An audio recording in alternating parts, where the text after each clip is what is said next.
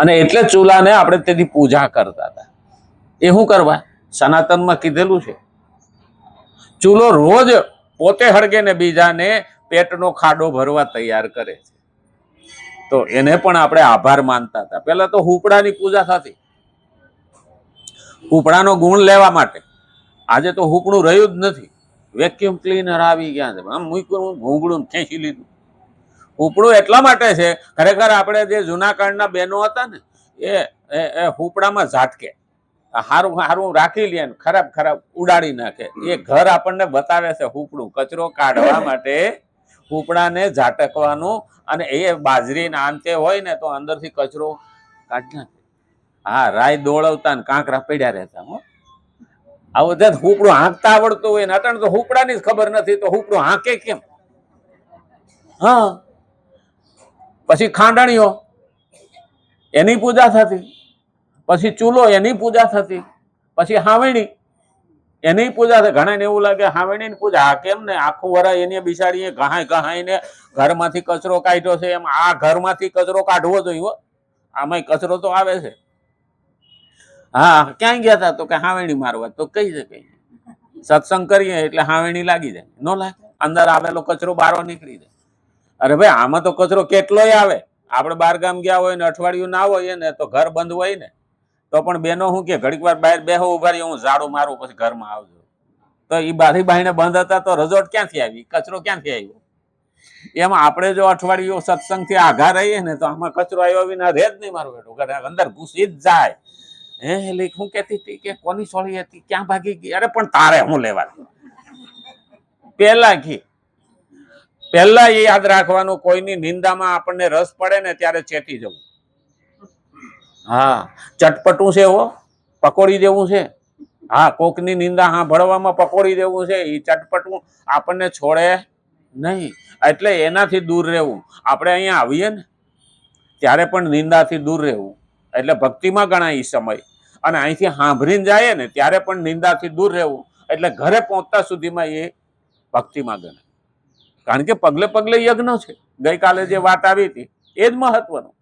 અને એટલું કર્મયોગી જે ઉદ્દેશ્ય પરમાત્મા તત્વની પ્રાપ્તિને માટે બધા કર્મો કરે તે પરમાત્મા તત્વમાં કર્તૃત્વ અભિમાન અથવા કર્તૃત્વ કરતાપણનું આવતું જ નથી. અને એટલે જ કીધું, આથી પ્રત્યેક ક્રિયાના આદિ અને અંતમાં તે ઉદ્દેશ્યની સાથે એકતાનો અનુભવ થવાને કારણે કર્મયોગીમાં કર્તૃત્વ અભિમાન રહેતું નથી. કર્મયોગી છે એને તો એક જ છે, મારા પ્રભુ રાજી થાય એવું મારે કરવા. અને એ કરે તો ક્યાં કરવાનું? હકીકતમાં આપણો એકડો ઘૂંટવો હોય તોય હામો જોઈ. આપણે પેલા ભણવા જતા ને ત્યારે એકલો ઘૂંટવા આપણે ઓલી સ્લેટ લઈ દેતા, પેન આપે, એમાં પછી આપણને સાહેબ એકડો લખી દે અને પછી ઘૂંટા કરીએ જાડો કરી નાખીએ. એટલે સાહેબ ને દેખાડવા જાય ને એટલે પાછો સાહેબ હું કે ભૂહીને, હવે ભૂહીને પાછા થાય એટલે પાછો એકડો લખી દે. તો આ એકડો ઘૂંટીએ છો આપણે. તો એકડામાં તો સામે ફ્લેટ છે, તો અહીંયા માણસ જોઈએ ને, આ ગધાડા પાસે જઈને વાત કરાય ના. અમે તો એક માજી પાસે ગયા હતા ને, માજીને કીધું તું ભગવાનની વાત, એ કે ભેં આગળ ભાગવત નકામું છે. હવે આપણે ત્યાંથી હાલતું જ થવાનું જોઈએ. એની જાતે જ ભેં કીધી અને ઈ નો ખબર પડી. હા, ઘણા બોલતા ન આવડે, બોલવામાં ડખા કરે. હા, પેલા બસ સ્ટેન્ડે માજી ઉભા હતા, બસમાં સડી નહોતા શકતા, જુવાની આમ કરીને ઉપાડી મેલ દીધા અંદર માજીને. હા, જવાન તાકાત વાળો હતો. માજી આશીર્વાદ દીધા, ખરાબ દીધો ઈ જ નો ખબર પડી. માજી કે મને ઉપાડી એમ મારો ભગવાન તને ઉપાડે. હવે એને હારું જ કર્યું અને હારું જ લાગ્યું હતું, પણ બોલતા ન આવ્યું. હા, એટલે બોલવાને આ જીભ છે, બોલવાનું બહુ ધ્યાન રાખવાનું. ક્યાં કેવું કેવી રીતે બોલવું, એટલે કમ બોલો, મીઠા બોલો, અચ્છા બોલો. હા, જરૂરી વાત ત્યાં બોલો. આપણે ગુજરાતીઓ તો પાછા એમ કહીએ ન બોલવામાં 9 ગુણ અને બોલે એના બોર વેચાય. હવે આમ બે જોવા જાવ તો કે હા, એક બાજુ કે બોલે એના બોર વેચાય તો મૂંગું કેમ રહેવું, અને ન બોલવામાં 9 ગુણ કે તો મૂંગું કેમ રહેવું? હા, તો બોલવું કેમ? હકીકતમાં બેયની જરૂર છે. ક્યાંક ધર્મ સંકટ હોય ને તો નહીં બોલાય, મૂંગું રહેવાય. હા, અને એટલે જ કીધું કે પરમાત્મા તત્વમાં કર્તૃત્વ અભિમાન અથવા કર્તૃત્વ કરતાપણાનું આવતું જ નથી. પ્રાણી માત્ર દ્વારા કરેલા પ્રત્યેક કર્મનો આરંભ અને અંત હોય. કોઈ પણ કર્મ કરીએ ને એનો આરંભ થાય તો એનો અંત પણ છે. કર્મ પૂરું થાય, આરંભ થાય અને એનો અંત પણ હોય. કોઈ પણ કર્મ નિરંતર રહેતું નથી, નિરંતર નથી રહેતું. કારણ કે એ કર્મ જે ઉપાડ્યું એ ક્યાંક પૂરું થવાનું છે. સૂર્ય પણ સવારે ઉગે સાંજે આથમવાનો છે. તો આપણું જીવન જ્યાંથી શરૂ થયું તો આપણું જીવન સંધ્યા ટાણું તો છે જ. અત્યારે આપણે રોંઢો થયો ને, આમાં કવિરાજ કે ને 4 વાગ્યા, હજી 6 વાગવાનું બાકી છે. હા, 4 વાગ્યા છે. આપણે આમ તો ખરેખર દી ઉગે ને તઈ બ્રહ્મચર્ય આશ્રમ, દી ઉગે એટલે જન્મ થયો, બ્રહ્મચર્ય આશ્રમ, પછી યુવાની આવી એટલે બપોર, પછી રોંઢો થયો એટલે વાનપ્રસ્થ, અને આથમી જાય તો સંન્યાસ. ખરેખર એનો રંગ એવો જ હોય, જેવો ઉગ્યો હતો ને એવો આથમતો હોય સૂર્યનો. એટલે સનસેટ. અટાણની પ્રજા હવાર વહેલી ઉઠતી નથી એટલે ઉગતો સૂર્ય જોવે નહીં. એને કેવો સૂર્ય ઉગે એ જ ખબર નથી. એટલે પછી કર્યું હું, ઋષિઓએ કીધું કે હવે સનસેટ જો, એટલે કે સૂર્ય આથમતો સૂર્ય જો, જેવો ઉગે એવો આથમતો હોય, એવો જ કલર હોય સૂર્યના કલર. પણ હવે તો માણસ કાકીડા જેવા થઈ ગયા છે, રંગ બદલતા વાર નહીં. હા, કાંકીડો રંગ બદલે ને એમ. હા, ઘણા તો કાલનેમી છે. જે હનુમાનજીને બ્રહ્મા નાખી દીધા હતા, પેલા દ્રોણ પર્વત લેવા ગયા ને ઔષધિ લેવા ગયા ત્યારે ઋષિ બનીને બેઠો હતો કાલનેમી. અટાણે એવા કાલનેમી ઘણા ઘૂસી ગયા છો સનાતનમાં. એ પણ ધ્યાન રાખવા જેવું છે. હા, એને જરૂર હોય ને ત્યારે કાલનેમી બની જાય. હા, ઋષિનો અવતાર લઈ લે અને પછી મંદિરે મંદિરે ફરવા માંડે. ચૂંટણી વહી જાય એટલે પાછો બંધ થઈ જાય. પછી એને આરતી કરતા ન આવડે. બોલો, એક જગ્યાએ દૂધ નાખતો તો એક પેલે નેતા એક પાર્ટીનો હતો, તો ઓલો બ્રાહ્મણ કે છે કે શિવલિંગ ઉપર નાખીને એ થાળામાં નાખવા માંડ્યો. અને આરતી ઉતારવાનું કીધું તો આમ ઉતારવાને બદલે ઊંધાટા મારવા માંડ્યો. ઓલો વાહે ઉભો તો એની હાથ પકડી લીધો કે આમ આરતી કે જેમ હોય એમ કે આટા ફેરવવાના. એ તાજા હિન્દુ થયેલા કહેવાય. હિન્દુ બનવું ને હિન્દુમાં જન્મ લેવો ને બહુ ફરક છે. માને ઓળખવી હોય ને તો માની ગોદમાં જન્મ લેવો પડે. પેલા રેલવે સ્ટેશને ઉભો તો પ્રોફેસર બેન આવ્યા. હા, 8-10 મહિનાનું બાળક હતું ને એને કીધું કે આમ જરાક તેડો ને કે હું પેશાબ પાણી જઈ આવું. એટલે ઓલા પ્રોફેસરે તેડ્યું, લાવો ઘડીક વાર રાખું. છોકરું રોવા માંડ્યું. તે ઓલા તો ઇંગ્લિશમાં બોલે ને, હિન્દીમાં બોલે ને, ગુજરાતીમાં બોલે ને, ગણિતમાં, ઇકોનોમિકમાં બોલે ને, બધું સમજાવે છોકરાને. અરે તને ખબર નથી હું કેટલો જ્ઞાની છું, રોસો છે નો. હા, બધી ભાષા સંભળાવી પણ છોકરું બંધ થયું નહીં. તા બેન આવ્યા, લઈ લીધું, ટા ને ટૂન મીંડો કરવા મંડી કરવા. બોલી બેન છોકરાને સામે તો છોકરું દાંત કાઢવા માંડ્યું, રોવાનું બંધ થઈ ગયું, રોતું ને દાંત કાઢવા માંડ્યું. કે બેન આ ભાષા તમે કઈ વાપરી? મેં તો બધી ભાષા વાપરી લીધી, આ બંધ નો થયું. તો કે એ ભાષા સમજવા માટે તારે મારા દીકરા તરીકે જન્મ લેવો પડે. એમ ભગવદ્ ગીતાને સમજવા માટે એનો દીકરો થવું પડે અથવા તો એની દીકરી થવું પડે, તો જ માને ઓળખી શકાય. એટલે ભગવદ્ ગીતાને માં કહીએ. અને ભગવદ્ ગીતા માનું ધાવણ છે. પણ ભગવદ્ ગીતા સિંહણ જેવું છે. સિંહણનું દૂધ જેવા તેવા પાત્રમાં રહેતું નથી. સોનાના પાત્રમાં સિંહણનું દૂધ રાખો તો જ, નહીતર બીજા વાસણને તોડી નાખે. એમાં ભગવદ્ ગીતાનું જ્ઞાન છે ને, એ સારું પાત્ર હોય ને એને જ આ પચે.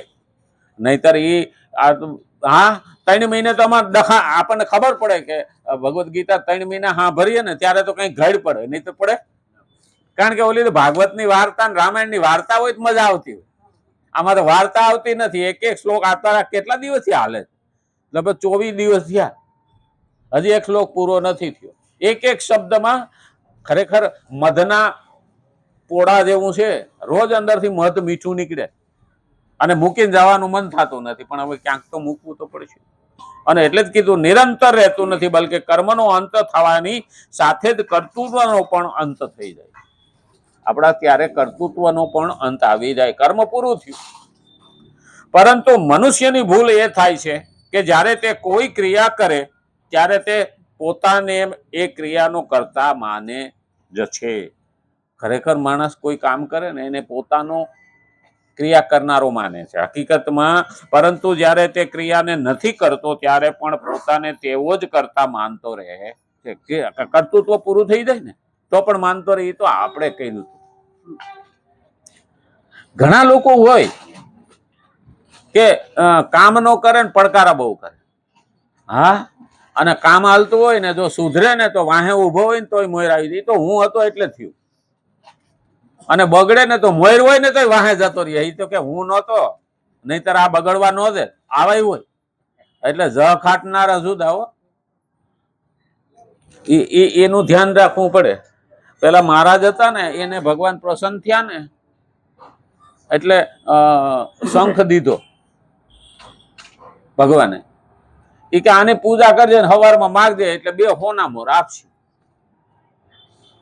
એટલે હાલતા હાલતા જતા હતા, હાંજ પડી ગઈ ને એટલે કે શેઠિયા ત્યાં રોકાઈ ગયા. એટલે હવારમાં ઓલો પૂજા કરી અને શંખ ની આગળ માથું નમાયું એટલે 2 હોના મોર શંખે એને આપ્યા. ઓલા શેઠે જોઈ લીધું, મારો બેટો કે હોના મોર આમાં નીકળે. એટલે બહુ આગ્રહ કરીને કીધું બાપજી બપોર જમીન નીકળજો. હા, બાપજી બપોર જમીન નીકળજો. નમન નમન મેં ફેર હે બોત નમે નાદાન બેદલ મુખી બમણું નમે ચોર ચિત્તા કમાન. આવું બહુ નમે ત્યારે સમજી લેવાનું, ખીસું કપાવાનું. હા, એટલે મહારાજ ને ખબર પડી નહીં કે હારું બપોર જમીન નીકળશું. ત્યાં સુધીમાં ઓલા અહીંયા શંખ હતો ને એવો બીજો શંખ લાવીને મેલ દીધો ખોટો અને ઓઈલો લઈ લીધો. ઘેરે ગયો તો હોના મોર નીકળ્યા નહીં. એટલે પાછો ભગવાનને વિનંતી કરી પ્રભુ કંઈક આપો. ભગવાન કે બોલા એ શંખ લઈ લીધો પણ હવે આ શંખ પાછો મેળવવો હોય ને તો હું તને આ બીજો શંખ આપું છું. તારે કહેવાનું લાય લાખ, એટલે ઈ કહે લે 1.25 લાખ. આ શંખ લઈ જા. એટલે એ શંખ લઈને ગયો ને જ્યાં રોકાણ હતો ને ત્યાં જ પાછો રોકાણ. અને હવારમાં પૂજા કરીને કીધું લાય લાખ. ત્યાં તો ઓઈલો બોલ્યો લે 1.25 લાખ. એટલે શેઠિયાને એમ થયું કે મારો બેટા આ 2 હોના મોર કરતા હતા, હા 1.25 લાખ મળે. હા, એટલે ઓલો શંખ મૂકી દીધો અને પેલો શંખ લઈ લીધો. મહારાજને બપોર પાછા જમવા બેહાડી દીધા. એટલે શંખ બદલાવી લીધો. સાચો શંખ લઈને વયા ગયા અને ઓલો બીજે દિવસે પૂજા કરીને કીધું લાય લાખ. તો ઓલો કે લે 1.25 લાખ. તો ઓલો કોબો ધરીને ઉભો રહ્યો. પણ લાય કે ઈ તો કે કેવાના હોય, લેવાના થોડા હોય, દેવાના થોડા હોય. આવા લપોડ સંઘ દુનિયામાં ઘણાય છે હો. આના લપોડ સંઘ ખાલી બોલે, આપે નહીં, કરે નહીં. આવા કોઈ કર્મ કરે નહીં, પાછી લપોડ સંઘ જ હોય, એ બોલવા વાળા જ હોય. હા, અને એટલે જ કીધું છે. પરંતુ મનુષ્યની ભૂલ એ થાય છે કે જ્યારે તે કોઈ ક્રિયા કરે ત્યારે તે પોતાને એ ક્રિયાનો કર્તા માની લે છે.